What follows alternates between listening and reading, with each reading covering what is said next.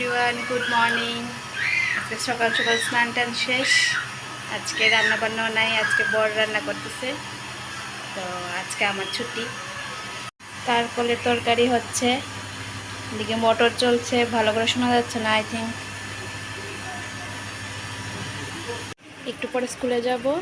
আজকে গণেশ পূজাও, দেখি বিকালবেলা ঘুরতে যেতে পারি। তো এখন স্কুলে যেতে হবে, তো ছেলেকে স্নান করাবো। পাশে থাকো সবাই।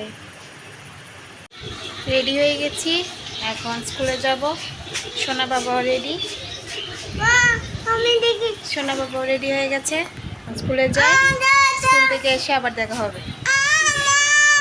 দেখো দেখো দেখো, বলো আমি স্কুলে যাই।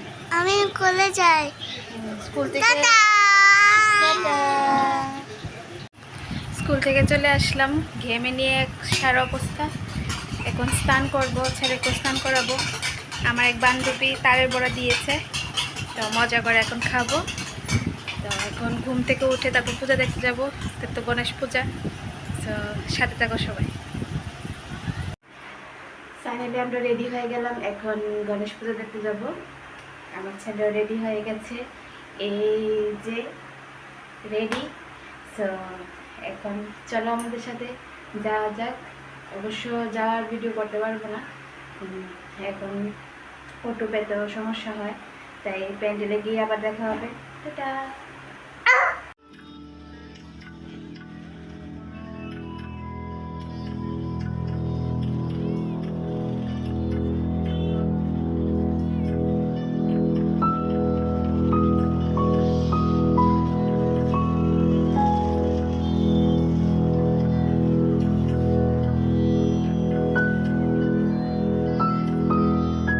পূজা দেখে চলে আসলাম, খুব সুন্দর হয়েছে মূর্তি, খুব ভালো লেগেছে।